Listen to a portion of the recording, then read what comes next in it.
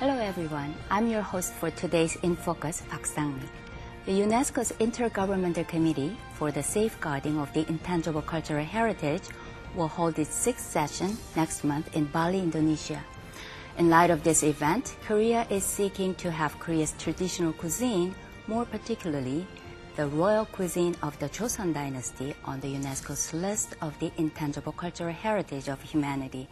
Amidst the growing efforts to globalize Korea's traditional cuisine, widely known as Hanshik, all eyes are now focused on the UNESCO's decision. On today's In Focus, we'll have a detailed discussion on globalization of Hansik with our expert guests. Sitting on my right is Ms. Young-hee Lee. Ms. Lee is the executive for marketing at a publisher named 그리고 책, and you are in charge of publishing a cookbook entitled Preparing a Meal for 2001. Very interesting title. Welcome to the program. Thank you for having me here. Sitting on my left is Dr. Jia Choi. Dr. Choi is the president of a company named On-Go Food Communication, and you're also an adjunct professor in the Department of Food and Nutrition at Ewha Women's University. Welcome. Thank you for inviting me. Well, let's start with the discussion of next month's UNESCO meeting. So this is an intergovernmental committee meeting, and we'll make a selection of the cultural heritage items to be put on the list of the UNESCO. So could you provide us some background information on this matter? Yes. Hanshik, which means Korean diet, has long been recognized around the world and highlighted through various media as very healthy food that promotes well-being. By adding Hanshik to the UNESCO list, we hope to create another wave of popularity for Korean culture and traditional foods.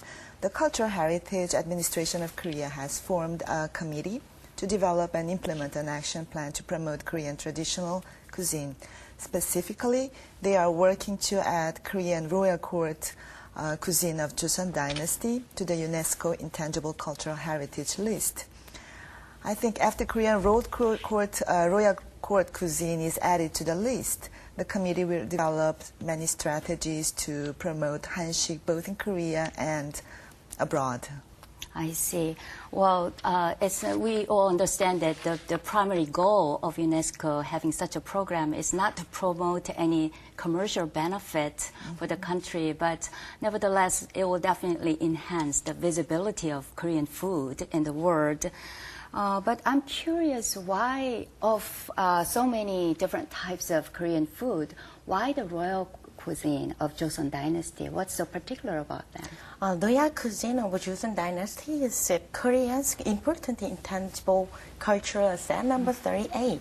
Continuing the tradition of Goryeo Dynasty, it represents Korean traditional cuisine. And the cultural development of Joseon started out from the royal court to the common society.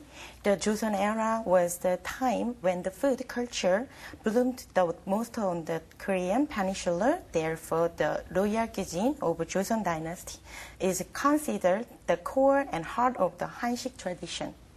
Oh, so royal cuisine actually has a sort of a central position in Korea's culinary tradition as sort of a model or taking the spirit and essence of Korea's cuisine.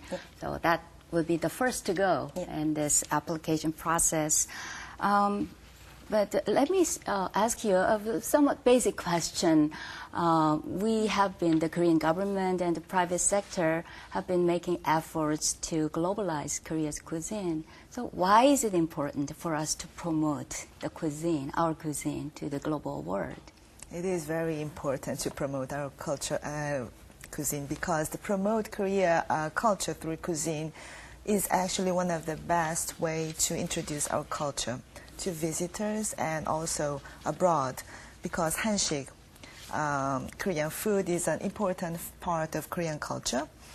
And of course, it contains, in food culture, the history of Korea, the religion, everything is in it actually. So promoting our food culture is something that we can let people understand more about Korean culture. That's why it's very important.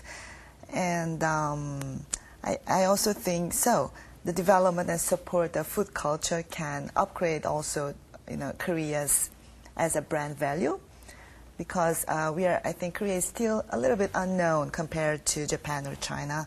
So I think it's a great opportunity. Great opportunity, and I think one of the easier and more effective way to introduce a culture is to let other people taste the food. So it's one of the gesture of friendship and so forth. So that's why it's important for more people to have the opportunity to have Korean food. Right. Okay, then let's talk about the cases abroad.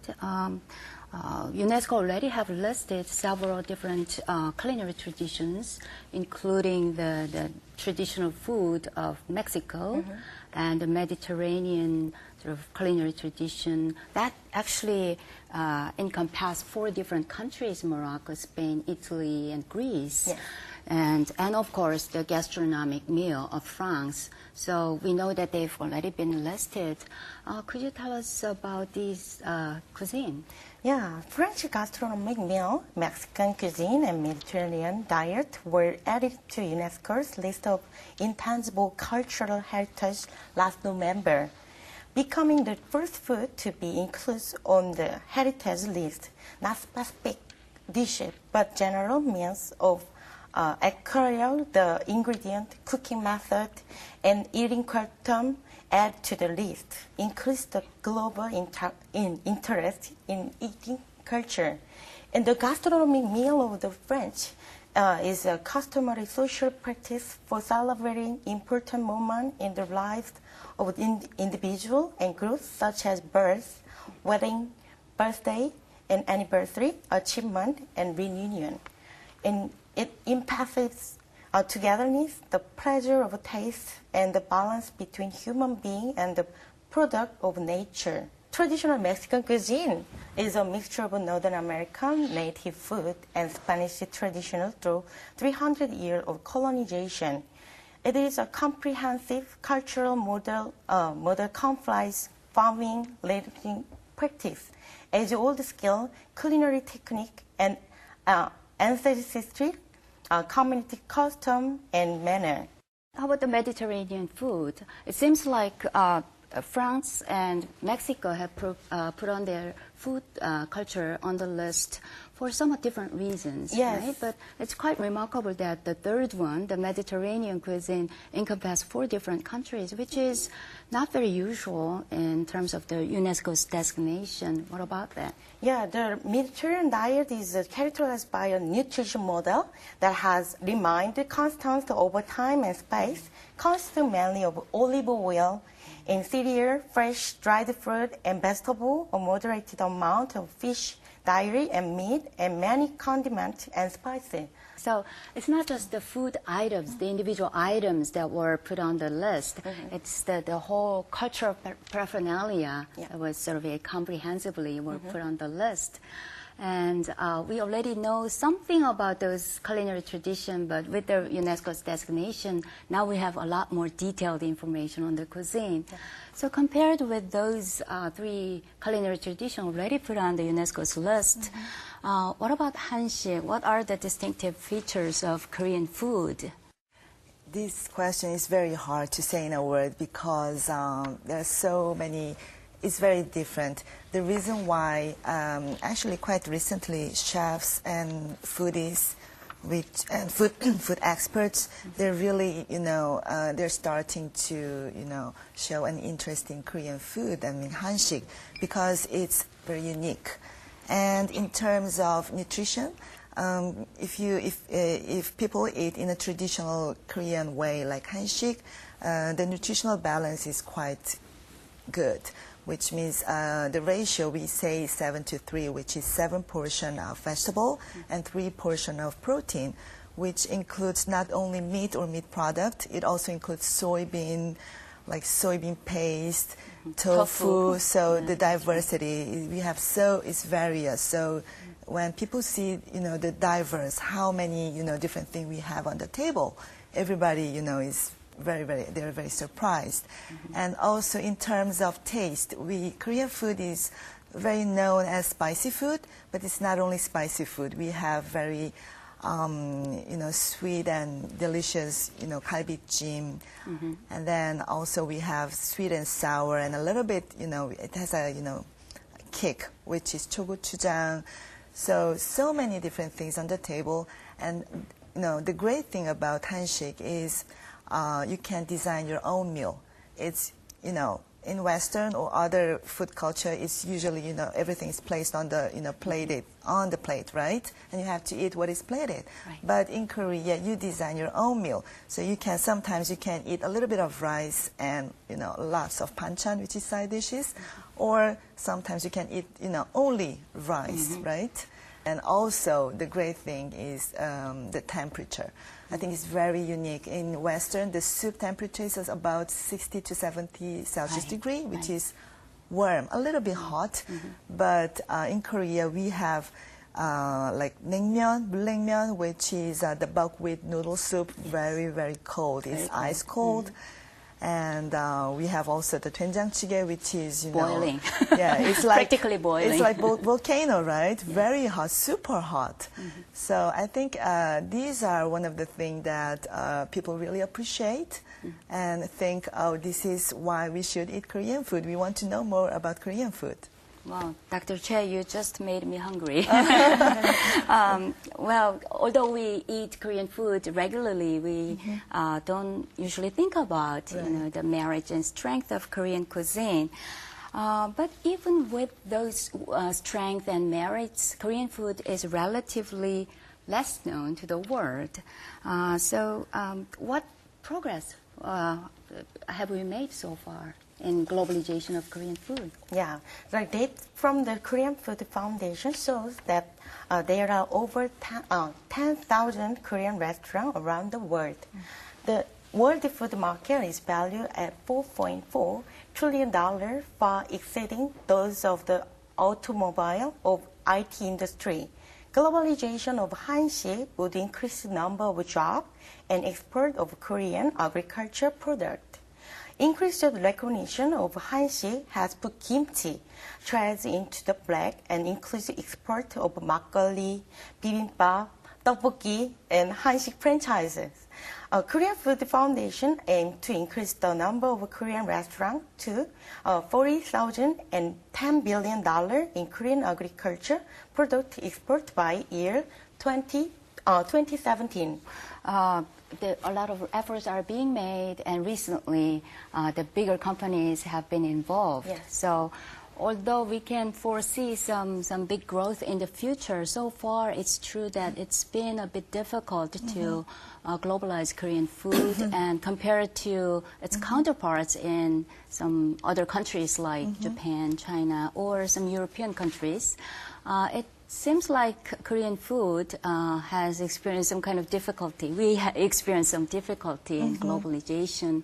What are the reasons? There are a few reasons, actually, but we quite recently started to promote our food culture. That is the main reason. So, promoting the culture is very, very difficult. It's not like, cellular phone or something like product. Right. It takes time, right? So Korea government started to, globalize the Hanshik maybe like 5-7 years ago.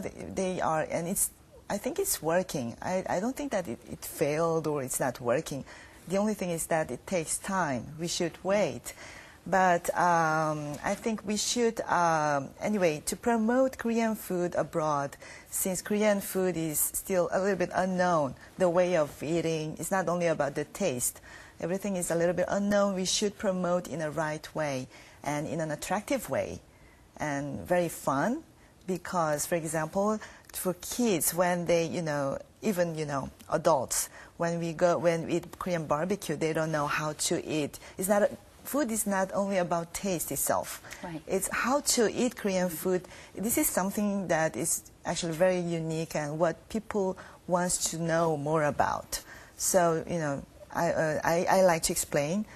Pick your, lettuce on your palm and then put some, grilled meat in it, samjang in it. You have to wrap and you have to, appreciate and enjoy right, something like this. So promote in a fun way. This is the most important thing. And the other thing is actually the big problem is the lack of expert chefs, because traditionally food is, as we are all Koreans, it's, we love moms, right, cooking. That's what we considered as, Hanshik until quite recently. But nowadays, we definitely need a professional, very well-trained chef, systematic, who can, cook, in same way whenever, right. The manual. Exactly. So those things, that is one of the things that government should, support, and we should think about it. I see. When I heard, most often was just put some adequate amount of salt. We don't know what's the adequate amount just by reading it. So standardization might be the next step before we proceed further with the globalization. So yes, there are distinctive aspects of Korean cuisine which make it difficult, but nevertheless, the popularity is definitely, we are gaining the popularity. Coming, right? Yes. Okay. Do you have any cases to introduce as a sort of a success story of Korean restaurants in the global regions? Well, there are so many, but the thing is that until in food industry, restaurant industry abroad, until before 1988, which was Seoul Olympic, the menu that the restaurant provided was very limited, and the restaurants they provided the food mainly to Korean, even though it's in New York, Tokyo, wherever. So if you go to the restaurant there, Korean restaurant, most of them over half are Koreans, but recently it's changing. So many successful, I can hear many successful story on Korean restaurant. And the interesting thing is that for instance in China, barbecue restaurant is quite famous, and it's actually very considered as high-end restaurant.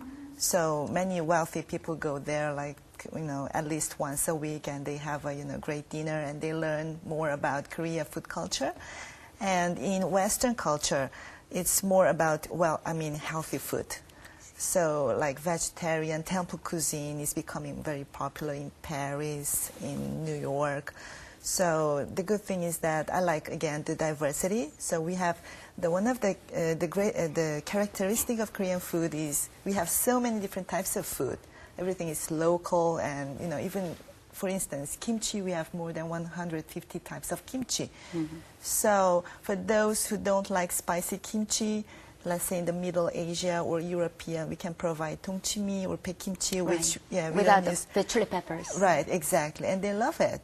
And those, let's say in Los Angeles, they are used to Mexican food. They like spicy food, and then we can give them kaktugi or just regular kimchi, right? Right. So yeah, it's becoming popular more, and of course, like Korean style fried chicken is one of people's favorite. I see. Food just doesn't come alone. Actually, food is a part of this comprehensive culture. And we are now also enjoying the popularity of Korean culture, popular culture, in the sense Korean popular music or Korean drama are very popular in many corners of the world. Would this help? Yeah, that is helpful because nowadays the most popular, keywords is Hallyu. Like drama 대장금 has been very influential in the growing recognition of Hanshik. Growing number of Korean residents abroad, especially in the US and Europe, resulted in more Korean restaurants. Like more chance for non-Korean to try Korean food and grow to like it. Like US celebrity eating Korean food increases interest in the younger generation. Yeah, I think especially the younger generation will try to eat what their favorite actors and actresses eat. So in that case, Hallyu, the popularity of Hallyu will definitely help in the globalization of Korean food. So it seems like we are encountering a very bright future, but let's talk about what we need to do in the coming years to further globalize Korean food culture. What should we do to further globalize or successfully globalize Korean cuisine? Well, I personally, as I'm working in this field, and I constantly think that in Korea, as a Korean, everybody loves Korean food, but we don't know very well about, what we're eating on Korean food culture, the history of, Korean food. So to love more Korean food, we should, learn more. We should know about Korean food and really first, should be proud of, our food culture. That is the most important thing. So not only experts like professor chefs, I think the ordinary people's standards should, be higher than now. And then let's say that one student go, overseas to study. When someone asks about kimchi or bulgogi, at least he should explain about it in an attractive way. So those things, having a pride on our food culture is the most important thing to do.